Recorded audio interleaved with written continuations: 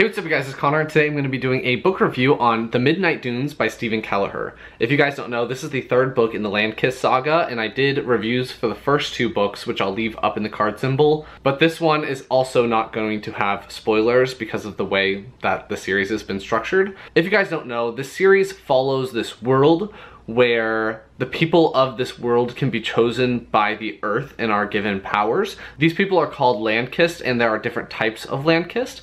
Some of the Landkiss are called Embers. They're able to wield flames on their swords and are described as having fire in their blood. Another group of Landkiss that you meet at the very beginning of the first book are the Fakin. They have healing abilities, they have green eyes and pale hair that kind of remind me of elves. There's also the Rockblood in the first book, which are beings that are able to control the earth and move huge stones and everything like that. There are also oracles, which are a less powerful form of Landkiss, but they can see the future and all of that stuff, you know, oracles. In this world, there are also beings called sages, and the sages have been at war against each other and have been using Landkiss in their battles against each other. It kind of reminds me how in Greek mythology for the Trojan War, Zeus forbade the gods from fighting against each other. That's kind of how the sages have been acting. They haven't been fighting against each other, but the gods behind the scenes have been using demigods and regular humans to do their bidding. That's kind of what the sages do in this world. They collect these different Landkiss and then use them to try to get their plots accomplished. In the first book, you're focusing in on this one valley, this one group of people. You're exploring how they dealing with the sages, as well as the fact that there is another world that keeps spitting these demonic beings into their world, and they have to kill them and protect their homes. In the second book, you only follow half of the characters. Maybe you follow like 2/3 of the main players from the first book. In this book, you find out what the other third of the characters are doing while the second book is happening. So they kind of happen at the same time. Think how Game of Thrones has a book where they took half of the characters and did all of them and then went and did all the other characters. That's kind of what happens in this series as well. In this book review, I'm only gonna have a couple of spoilers based off of characters that survived the first book. So other than that, this is non-spoiler. In this one, you get to follow a character named Iana, who is a main character in the first book, but isn't a part of the main players, I wouldn't say. Iana is one of the Fakin, and she has these healing abilities and can kind of feel what other people are feeling or thinking and stuff like that. Iana is one of the sisters of one of the main characters of the second book and the first book, Len. But Iana so far in the series has kind of been a less important character. She is kind of in the shadow of Len, so it was cool that we got to see a lot more of Iana, and she's basically the main character of this story. You also follow a couple of other ones. You follow Karen Reyna, who is the father of Cole Reyna, who I would say is the main character of the first two books. You follow a character named Krayoth, who is an Ember, but he is from the other town, not Last Lake, he's from Hearth. And you also follow the leader of this group of Ember folk, who is named Talmir. They are going into the dunes, into the desert, to figure out what has been going on there while they have been in the valley. As usual with my book reviews, I'm gonna go through my pros, go through my cons, give you my rating, and be done. My first pro for this book is that we just jumped right back into the action. In the second book, the first 150-ish pages were very, very slow, but all of the characters are there, and then they break off, and the second book only follows one group, where this book follows the group that we didn't follow. So I'm glad that this one just started right from that breaking point and follows them as they go forward. How slow the beginning of the second book was a con for me for that one, so this one obviously did not have it because it was already covered in the second book. I also just liked following Iana and Karen and the rest of their crew. I thought that they were really interesting. Generally, they're the more mild ones, the more controlled ones. All of the characters that are in the second book are a little bit more dynamic and a little bit more reactionary. Iana, Karen, Talmir, Krayoth, they're all characters that are known for having control and for being calm and collected.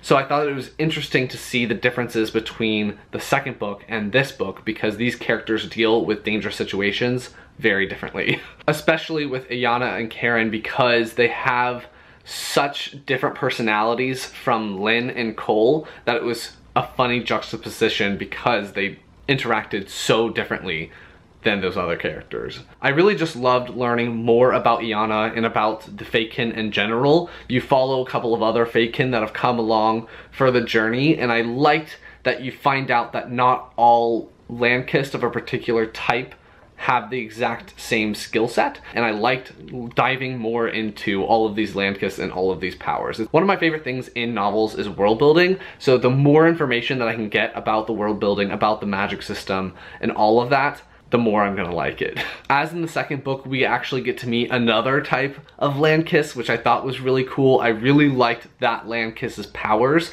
I'm not gonna spoil you so you can figure it out for yourself, because I feel like that's one of the main things that's going on in this novel, is what's going on with these other people that the characters are meeting, and what is their end game, what are they trying to accomplish, what is their, they call it something, but I want to say quest, but that's not what they call it. So basically learning about all of these different people and the Landkiss that we meet is a part of that, so I don't want to tell you about them, just that it was really cool. You also get to meet another sage in this, which I thought was really interesting. There are, I can't remember how many, 6 or 7 sages I think left in the world. So it's been fun to see all of the different sages and how they view their conflict with each other and how they view the world in general. They all have such different opinions about the direction that the world should go in and their role in making the world go in that direction. So meeting the new sage in this book was really interesting, because I think that this sage had a much different viewpoint of the world and of the sages in the world and of the Landkiss in the world than some of the other sages have had. I thought that the setting was really interesting. I've been finding that desert settings are something that I just really enjoy, because deserts are something that people generally assume to not have much going for it in terms of organisms and ecosystems and everything like that. But deserts actually have a lot going on under the surface. There are a lot of creatures that live in the deserts, and I like that Steven Kelliher fully fleshed out this desert and all of the different things that were going on with it. There are different groups that live in the desert. They have different cultures and goals. There are different creatures that live in the desert, and they have migratory patterns, and some are more stationary. And the way that these people live and the way that these people interact with their world, their environment, is so different than some of the other ones that we've experienced. I really loved the forest that's in the second book. I think that one is probably the coolest ecosystem that we've encountered, but I did really enjoy the desert setting, especially once we met up with the good guys, I guess. Their home was so cool. I could definitely picture it very well in my mind, and I was loving it because it was a really cool home, I guess. One thing that I really appreciated was the fact that the characters think back to where they've come from. Sometimes in fantasy novels and novels in general, you'll find that the characters completely forget about everything that's happened before and don't think about the people that they've left behind. This is not the case in this book. The characters are constantly thinking about people that they've left behind, either in the valley or the people that went off to the forest in the second book, and I think that that's very realistic, and I appreciated that it was in here. It wasn't overdone, which I was worried about, because sometimes it can get a little whiny, if that makes sense, but in here it was the perfect amount of, I really wish this was here, and then getting their head on straight and doing their duty and getting things done, but still taking that time to reflect and think about the people that they love and the people that they care about in their lives. And the last part that I'll talk about is that I really enjoyed the final scenes in this book, the big epic climactic scenes. I think that those were really well done, and I could picture everything that was happening pretty well. The novel was definitely building and building and building towards those events happening, so I'm glad that I was satisfied with how they went and what happened during them. I think one of them was a little more hard to swallow, a little bit more hard to believe actually got accomplished like that, but I still loved it.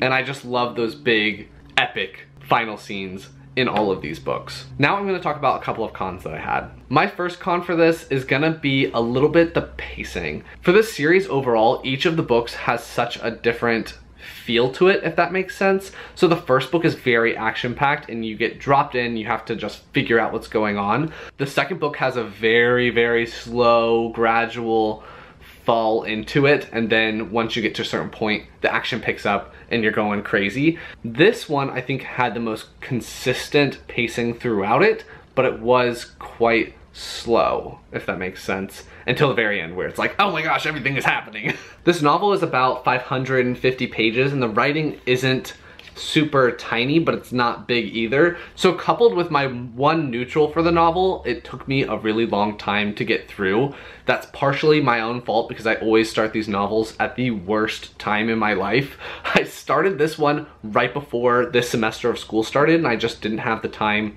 to read this consistently, so it took me a long time to finish. My one neutral for this is that the writing style is one where it forces you to read it slowly. The writing isn't boring or anything like that, but the words that are used are ones that slow you down. I don't know if that makes sense, but it took me a lot longer to read each page than it would other novels that I've read. So know that going in, it wasn't a con for me, but just know this one is gonna take a while to get through. Another con that I had was that there is so much character security until the end. A lot of these characters were getting saved so that they could die later on because there were so many things that happened in this book where characters should have died or could have died, but somehow managed not to until the end. I actually, for this book, started writing my notes a little bit early, so my con of character security was just written down there, and then I finished the novel, I was like, until the end.